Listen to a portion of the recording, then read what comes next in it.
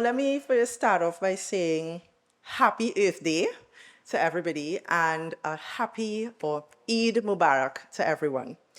I know we're a day early in terms of Earth Day and a day early in terms of Eid in Trinidad and Tobago, but as we say here, it's the night before the holiday, and so the holiday has already begun. On behalf of Climate Analytics Caribbean, let me thank you all for coming out tonight to this important event. As Karen said, we have quite a bit in store for you this evening and not much time, so I don't presume to be very long. So it's my job tonight to introduce you to our work at Climate Analytics Caribbean and to provide a context for the evening's event. So Climate Analytics is a global climate science and policy institute that has been working around the world to enhance climate action to limit global warming to within 1.5 degrees Celsius. We connect science and policy to empower vulnerable countries in their efforts to address climate change.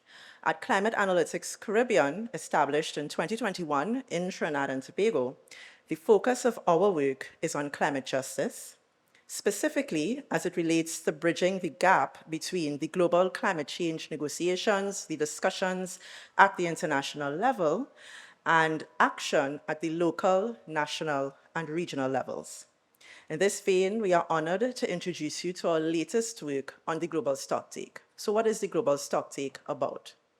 So in 2015, when member states of the United Nations got together and agreed the Paris Agreement, they also agreed 3 key goals of that agreement. The first of which is to limit the average increase in global temperatures to within 1.5 degrees Celsius above pre-industrial levels. Now, there's a reference in there as well to 2 degrees Celsius, which was the previous goal, but the way we interpret that particular article of the Paris Agreement is that there is only one goal, and that goal is to limit temperatures to within 1.5 degrees Celsius. And we'll get into the science of climate change a little bit later so that you'll understand that there is a really big qualitative difference between warming at 2 degrees Celsius and the resulting impacts that people will experience everywhere, especially those of us on the front lines of the climate crisis, and 2 degrees Celsius. The UN Secretary General, the head of the Intergovernmental Panel on Climate Change, have both said that every fraction of a degree matters when it comes to the impacts that will be experienced in relation to climate change. So that was the first goal. The second goal is in relation to adaptation and the need to enhance the resilience of people everywhere to the impacts of climate change. That goal is probably, I don't know if it's the least specific. It's definitely a lot less specific than limiting to within 1.5 degrees Celsius. And so we are actually involved in a process right now to further unpack and understand what we've actually agreed to in the context of a global goal on adaptation. That work is ongoing and expected to conclude this year in December in Dubai at COP28. The third goal is in relation to finance, and it speaks to aligning all climate finance with the Paris Agreement goals.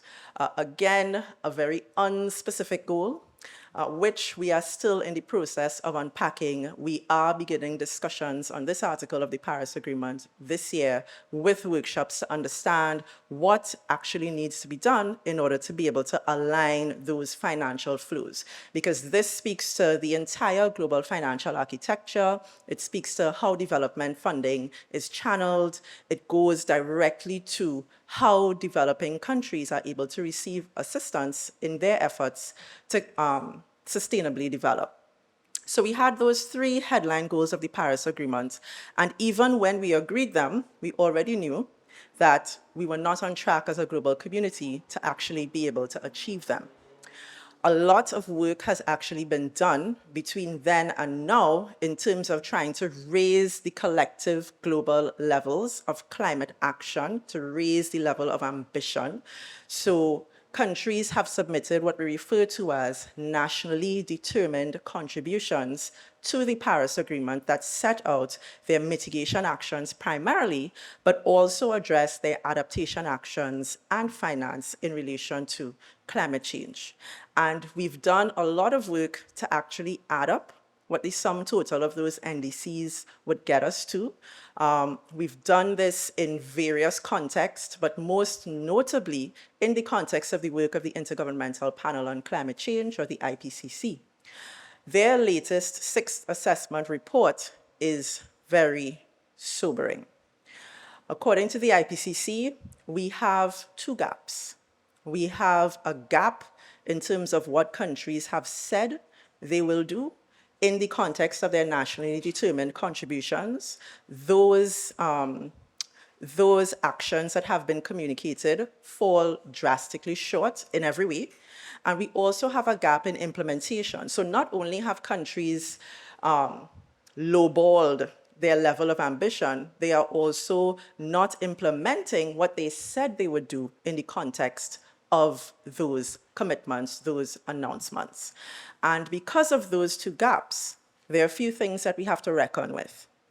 The first is that, as a result, we are very much off track in terms of being able to limit global warming to within 1.5 degrees Celsius. In fact, we are on track for warming of about 3 degrees Celsius. In a best case scenario, if we can address the implementation gap, if countries even did what they said they were going to do, we could get it down to 2.7 degrees Celsius. But this in itself is still a disaster. For example, even with 1.5 degrees Celsius increase in global warming above pre-industrial levels, we lose about 70% of coral reefs globally. Now, this is quite catastrophic, not just for the loss of the coral reefs, but all of the losses that are linked to that in terms of the socioeconomic, but also the other benefits that coral reefs give to coastlines around the world. It will trigger events that we cannot reverse, such as sea level rise. We will continue to lose coastlines. It will change life as we know it on the planet. And this is at 1.5 degrees Celsius. At 2 degrees Celsius, it is a virtual certainty that we will lose all coral reefs globally. So that's the difference. That's just one example of the difference between the two. The Global Stocktake process was designed in order to help us as a global community to be able to bridge those gaps.